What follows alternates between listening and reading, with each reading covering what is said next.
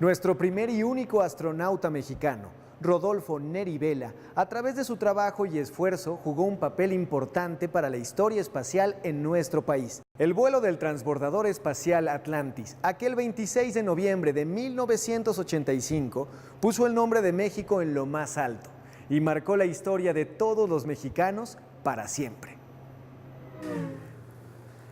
Nos preparamos intensamente para la misión 61B, que despegaría el 26 de noviembre de 1985. En los años 80 era pues muy reciente que algunos países pudiesen tener su primer astronauta nacional. Y la NASA creó un programa de entrenamiento superintensivo para los primeros astronautas que llegábamos representando a nuestro país para participar en una misión espacial. Creo que fue algo muy importante, no solo desde el punto de vista de ir al espacio y el momento histórico para México, sino que le trajo un poquito de alegría a la gente en el país. Porque el terremoto del 85 había devastado la Ciudad de México y zonas alrededor. Y había creado una situación sociopolítica muy compleja. Había dolor en mucha gente, incertidumbre sobre el futuro. Y esto ocurrió 2 meses antes del despegue. Cuando el terremoto sucede, yo estaba pues ya casi al final de mi entrenamiento en Houston. Afortunadamente pude sobrellevar eso, lo tuve que superar. Yo tenía una responsabilidad de parte de México para realizar una serie de trabajos en el espacio.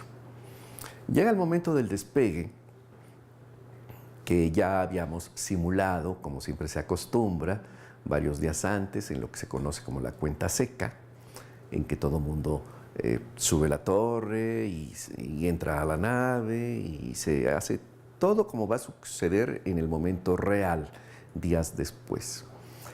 Pero ese día, el 26 de noviembre del 85, por la tarde, era real. Y todos estábamos pues algo tensos, muy emocionados, sin duda. Éramos 7 y solamente 2 de ellos ya habían ido una vez al espacio. Los otros 5 éramos nuevos y todos estábamos muy emocionados. Yo recuerdo que segundos antes de despegar, el comandante nos preguntó a todos, a través de los audífonos, todos teníamos los cascos ya puestos, teníamos todo conectado, nos preguntó uno por uno: Mary, ¿estás lista? Jerry, ¿estás listo? Rodolfo, ¿estás listo? Sí. Ignition sequence start. 6, 5, 4, 3, 2,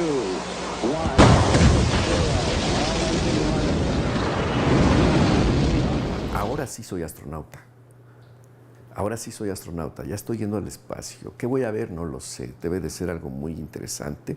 Estoy preparado para realizar los trabajos que me han encomendado, pero independientemente de esos trabajos, la propia experiencia de estar flotando en la ingravidez, de ver la Tierra, de tantas cosas que uno no se imagina.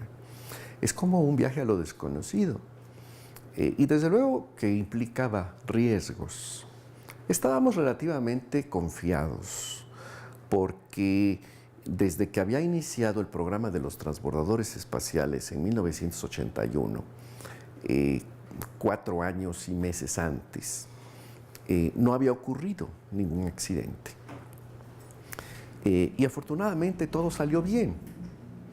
Sin embargo, hay que recordar que pocas semanas después de que nosotros regresamos a la Tierra, desafortunadamente hubo una tragedia cuando explotó la nave Challenger poco después de despegar. Y murieron 7 astronautas, entre ellos una profesora. Afortunadamente en nuestro caso, en noviembre del 85, repito, todo salió muy bien. y convivimos muy bien, mis compañeros y yo, seguimos siendo extraordinarios amigos. En esa época en que todavía no ocurrían accidentes con las naves espaciales, acostumbrábamos llevar todos los astronautas un overol azul, botas, el casco y guantes y algunos instrumentos necesarios para cuestiones urgentes. Y yo recuerdo que una vez que entramos en órbita alrededor de la Tierra, obviamente primero fue el jalón, ¿no? La subida con la fuerza de gravedad que nos estaba reteniendo, como diciendo, ¿a dónde van ustedes?, ¿no? Y sentíamos que el pecho estaba todo aplastado y la cara se nos iba para abajo, ¿no? Y era muy difícil respirar y todo vibraba y se sacudía y era un ruido ensordecedor. Conforme se fueron separando los cohetes laterales de combustible sólido, las cosas cambiaron un poco y después se agotó el combustible líquido y se separó de la nave y entonces ya la nave como que subía suavemente y entró en órbita y al estar ya en órbita entonces comenzamos a estar en la ingravidez, porque precisamente ese es el secreto. ¿Cómo se consigue la ingravidez? Se obtiene estando en órbita alrededor de la Tierra. Entonces ya estábamos en el espacio a 350 kilómetros de altitud sobre el nivel del mar y lo primero que hice fue quitarme los guantes. Y al quitarme los guantes quedaron flotando enfrente de mí. Y eso me pareció un acto de magia. Eso realmente me asombró. Dije, qué maravilla.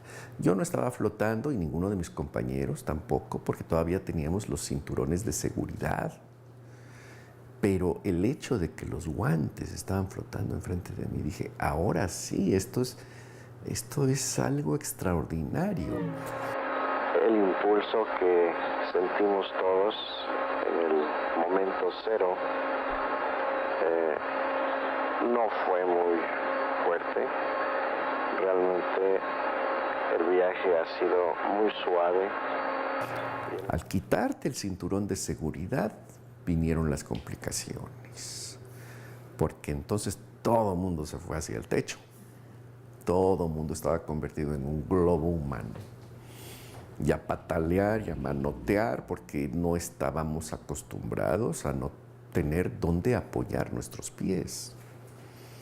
Algo que tienes que hacer pues casi de inmediato, al menos en esa época, era quitarnos las botas, porque las botas no las íbamos a usar, al contrario, eran peligrosas, podíamos lastimar a alguien con un movimiento involuntario. Sobre una pared dentro de la cabina había una gran red que atrapaba cosas, ¿verdad?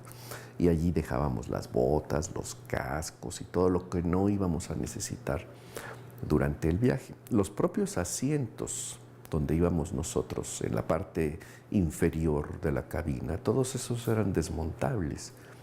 Se tenían que desatornillar prácticamente, doblar y guardar detrás de la red para poder tener un poquito más de espacio para vivir y para trabajar. Roger, roll, Atlantis. Todas las actividades las teníamos que hacer en un orden estricto, conforme había estado programado. Entonces, cuando entramos en órbita, lo primero que hubo que hacer fue desmontar los asientos, guardar las cosas personales que no requeríamos, aprender más o menos a mantener el equilibrio, controlar nuestros movimientos. Pero obviamente, el mayor regalo de este viaje era poder ver la Tierra desde otra perspectiva. Y las principales ventanas estaban en la parte superior de la cabina, donde estaban los asientos fijos del piloto y el comandante. Los únicos fijos durante una misión en órbita. Y yo recuerdo perfectamente que pocos minutos después de que habíamos entrado en órbita terrestre, el comandante Brewster Shaw me llamó y me dijo, Rodolfo, ven a ver esto. Y entonces volé, subí, porque había dos huecos entre los dos niveles de la cabina. Volé, subí y me dice, mira, y me quedé boquiabierto. Era una maravilla ver la Tierra como un objeto inmenso, viviente, con movimiento, con mucho colorido, el horizonte curvo, con líneas de distintos colores, curvas obviamente, y muchas estrellas. Y fue una visión realmente preciosa que me dejó sin habla por un buen rato. Como todas las cosas, después te acostumbras y obviamente repetidas veces nos asomábamos por la ventana, veíamos la Tierra, repasábamos la geografía, diferentes partes. Obviamente me llenaba de emoción cuando pasábamos sobre México. No podía dedicarme a la contemplación, desgraciadamente, cuando pasábamos sobre México. Así como tomándome un café, observando las costas, los ríos, las montañas. ¿Por qué no lo podía hacer como sí lo podía yo hacer con otras zonas de la Tierra? No lo podía hacer porque mi obligación, parte de mi trabajo, era tomar muchas fotografías del territorio nacional. Y entonces tenía yo que estar listo con la cámara, tomando diferentes partes de México, pero no podía dedicarme a la contemplación en ese momento. Es una experiencia muy interesante, muy agradable, hermosa. Sin embargo, extraño la Tierra, extraño nuestro medio de vida, nuestra fuerza de gravedad, todo. Porque un aspecto importante de estar en el espacio y que a la gente le llama mucho la atención, pues es qué sucede cuando estás flotando permanentemente. ¿Qué pasa? Se te descalcifican los huesos, pierdes densidad ósea, tus músculos no trabajan, nada pesa, pierdes proteínas, pierdes masa muscular, pierdes glóbulos rojos, tu columna se estira 5 centímetros, tus piernas se adelgazan y el corazón trabaja poco. Y cuando tú regresas a la Tierra te enfrentas a la fuerza de gravedad y es cuando sufres realmente. Y por eso todos los astronautas tenemos que hacer ejercicio cuando nos toca participar en una misión espacial, todos los días. Y mientras más tiempo te tengas que quedar en órbita terrestre, en la ingravidez, más ejercicio con mayor intensidad. Tienen su propio gimnasio. Viven en un palacio en órbita terrestre, francamente. Sí, es inmensa la estación internacional. Si me invitaran, yo iba algunos días, ¿verdad? ¿Por qué no? Es tan grande y los astronautas se quedan tanto tiempo que hasta tienen sus habitaciones privadas ahora. Cosa que no teníamos nosotros. Nosotros dormíamos colgados en la pared en una bolsa de dormir, tipo la que usan los Boy Scouts. Y un día, sorpresivamente, todos los 7 estábamos dormiditos y de repente que escuchamos un ruido ensordecedor dentro de la cabina. La NASA nos estaba despertando desde Houston con la canción Mixteca, música típica mexicana, en honor a que un mexicano estaba dentro de la tripulación en la nave Atlantis. En esta primera misión de un mexicano en el espacio, también hubo un concurso para seleccionar experimentos que el astronauta pudiese realizar en órbita terrestre. Se hizo una convocatoria nacional, participaron cientos de científicos mexicanos en distintas disciplinas que propusieron distintos tipos de experimentos. Se seleccionó un paquete de experimentos relativamente sencillos, era la primera vez que México iba a trabajar en esta área, que no costasen mucho dinero, que pudiesen diseñarse. Entre los experimentos a realizar en la ingravidez estaba, por ejemplo, uno con plantas de frijol para observar cómo absorbían sus nutrientes las plantas a pesar de que no había fuerza de gravedad. Y otro muy interesante fue el de la germinación de semillas de varias especies, pero el que más llamó la atención fue el amaranto. Porque el amaranto era un cereal que hasta ese momento era casi desconocido por el mundo y sus propiedades nutritivas también. Antes del 85 eso no existía. Yo tuve que llevar amaranto desde México a Houston para que la cocinera oficial de la NASA me hiciese varias galletas que le encargué para comerlas con el cafecito mientras yo veía la Tierra. Y además estas galletas de amaranto las compartí con mis compañeros. Entonces, le hicimos una publicidad de millones y millones de dólares al amaranto. Lo dimos a conocer al mundo. Hoy México exporta amaranto a Sudamérica, Japón, España, a Estados Unidos. Y yo creo que no hubiese sido posible, cuando menos con esta rapidez, si nosotros no lo hubiésemos incluido como uno de nuestros experimentos en el espacio. Porque todo el mundo estaba pendiente de qué cosa está haciendo el astronauta de México, ¿sí? Además del satélite Morelos 2 que llevábamos, que pusimos en órbita baja, y además de otros experimentos. Obviamente también todos teníamos la oportunidad de llevar nuestra música para entretenernos. Los iPhones no existían, todo el mundo llevaba cassettes. Yo llevé música muy mexicana porque yo estaba perfectamente identificado. Yo era mexicano de nacimiento, yo me había formado en México y yo iba representando a México. Llevé pues música de Agustín Lara, música folclórica, que siempre me ha gustado, porque yo nací en Chilpancingo, Guerrero. Llevé las tortillas por primera vez en la historia. En esa época incluso salieron caricaturas en los periódicos de los 7 astronautas comiendo tacos alrededor de la Tierra. México fue uno de los primeros países de la Tierra en contar con su propio sistema doméstico de satélites. Doméstico quiere decir propios, controlados por el propio país para ser usados dentro de su territorio, sin tener que rentarle partes a alguna empresa extranjera. De modo que un grupo de ingenieros mexicanos fue entrenado con anterioridad en Estados Unidos para que desde la Ciudad de México, desde el centro de control y los monitores y las computadoras, ellos estuviesen supervisando la operación y el uso de los satélites Morelos 1 y Morelos 2 durante todos los años que estuvieron funcionando. En nuestro viaje pusimos en órbita el satélite Morelos 2. El Morelos 1 había sido puesto en órbita meses atrás.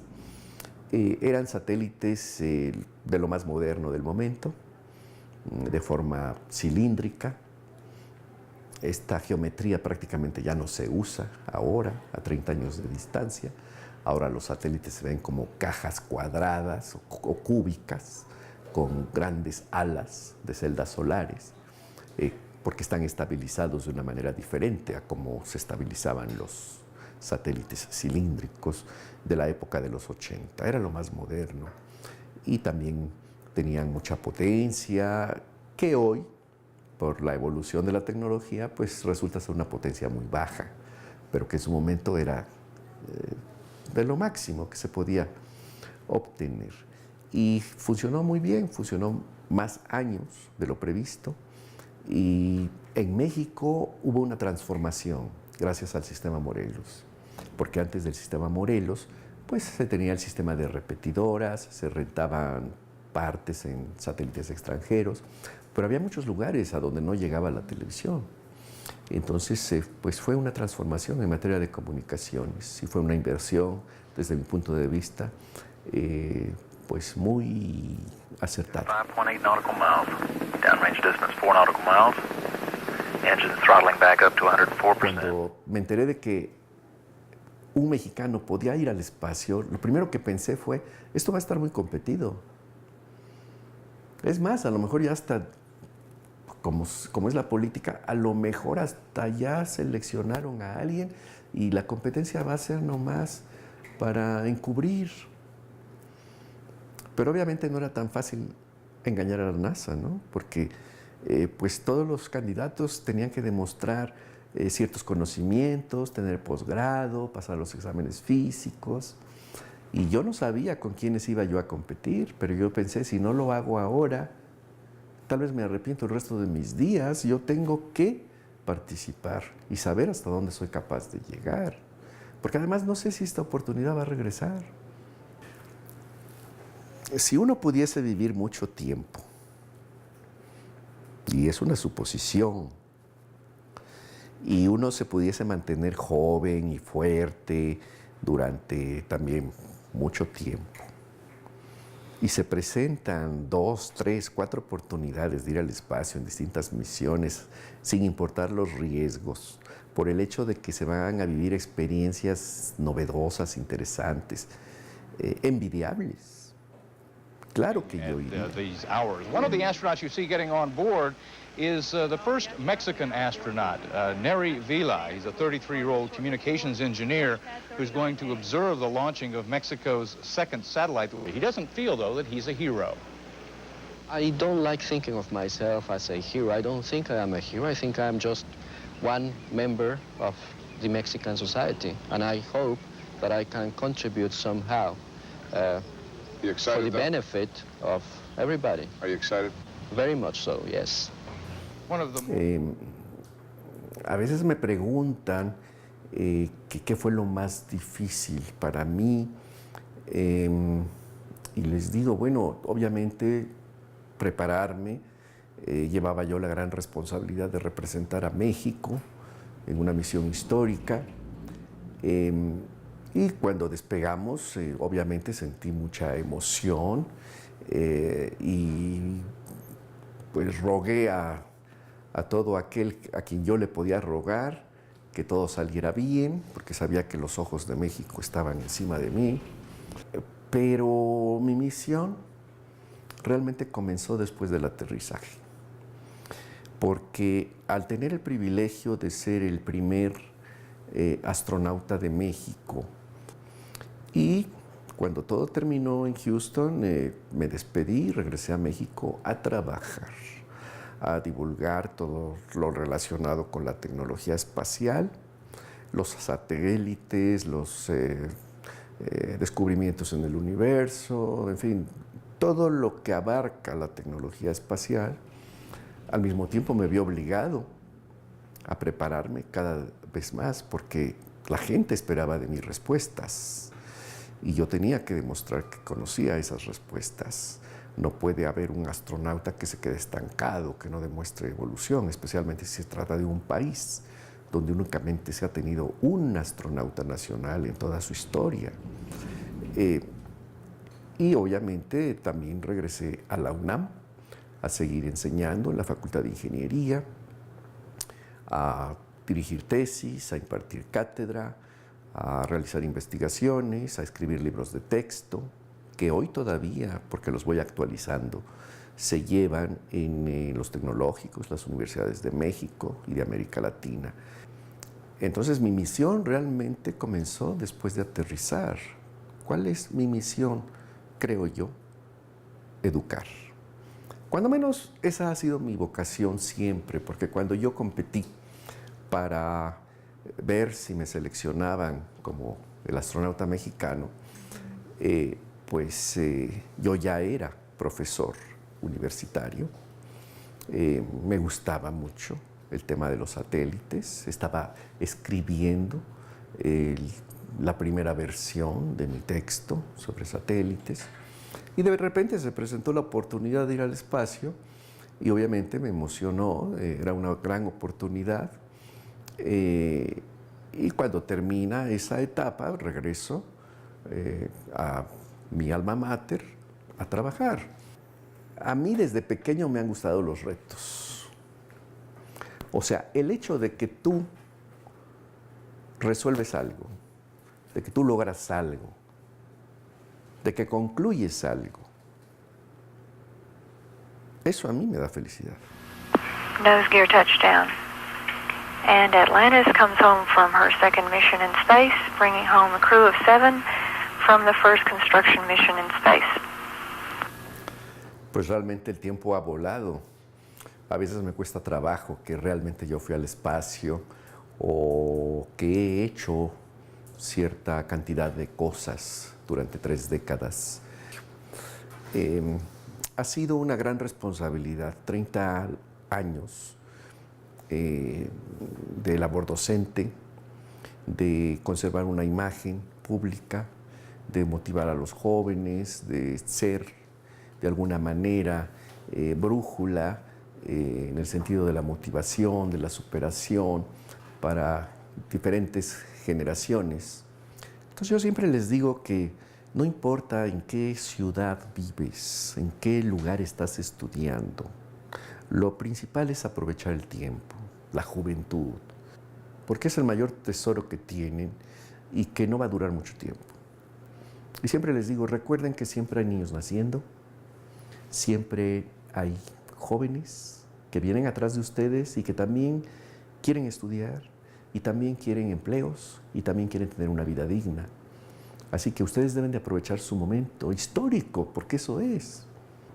Y eso es lo más importante.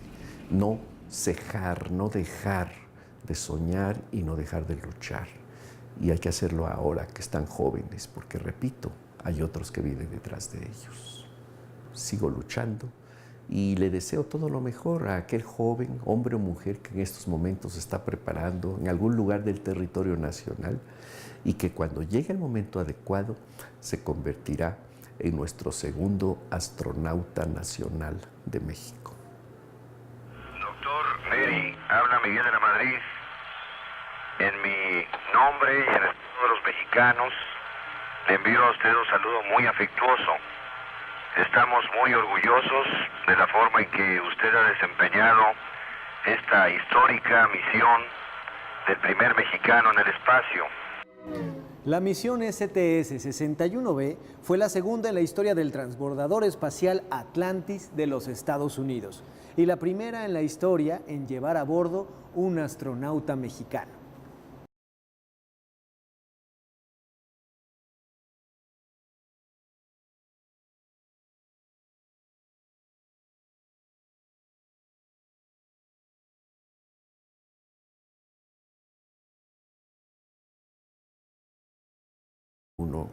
Mary, ¿estás lista? Jerry, ¿estás listo? Rodolfo, ¿estás listo? Sí. Ignition sequence start. 6, 5, 4, 3, 2,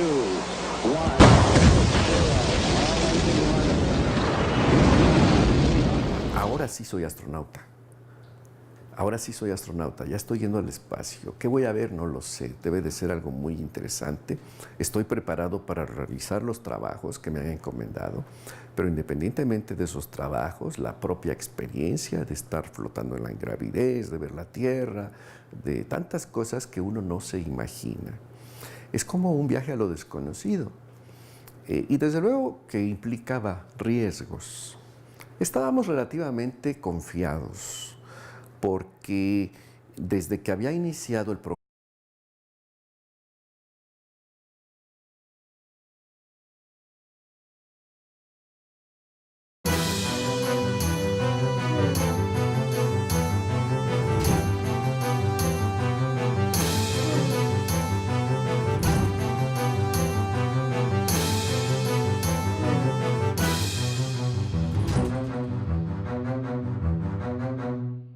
Nuestro primer y único astronauta mexicano, Rodolfo Neri Vela, a través de su trabajo y esfuerzo, jugó un papel importante para la historia espacial en nuestro país. El vuelo del transbordador espacial Atlantis, aquel 26 de noviembre de 1985, puso el nombre de México en lo más alto y marcó la historia de todos los mexicanos para siempre. nos preparamos intensamente para la misión 60, como va a suceder en el momento real, días después. Pero ese día, el 26 de noviembre del 85, por la tarde, era real. Y todos estábamos pues algo tensos, muy emocionados, sin duda. Éramos 7 y solamente 2 de ellos ya habían ido una vez al espacio. Los otros 5 éramos nuevos y todos estábamos muy emocionados. Yo recuerdo que segundos antes de despegar, el comandante nos preguntó a todos, a través de los audífonos, Todos teníamos los cascos ya puestos, teníamos todo conectado. Nos preguntó uno por uno, y uno B, que despegaría el 26 de noviembre de 1985. En los años 80 era pues muy reciente que algunos países pudiesen tener su primer astronauta nacional.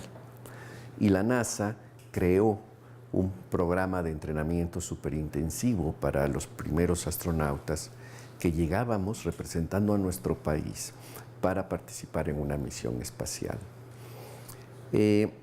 Creo que fue algo muy importante, no solo desde el punto de vista de ir al espacio y el momento histórico para México, sino que le trajo un poquito de alegría a la gente en el país. Porque el terremoto del 85 había devastado la Ciudad de México y zonas alrededor. Y había creado una situación sociopolítica muy compleja. Había dolor en mucha gente, incertidumbre sobre el futuro. Y esto ocurrió 2 meses antes del despegue. Cuando el terremoto sucede, yo estaba pues ya casi al final de mi entrenamiento en Houston.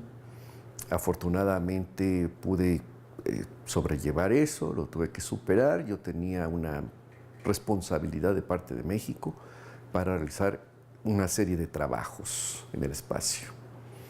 Llega el momento del despegue, que ya habíamos simulado, como siempre se acostumbra, varios días antes, en lo que se conoce como la cuenta seca, en que todo el mundo sube la torre y entra a la nave y se hace todo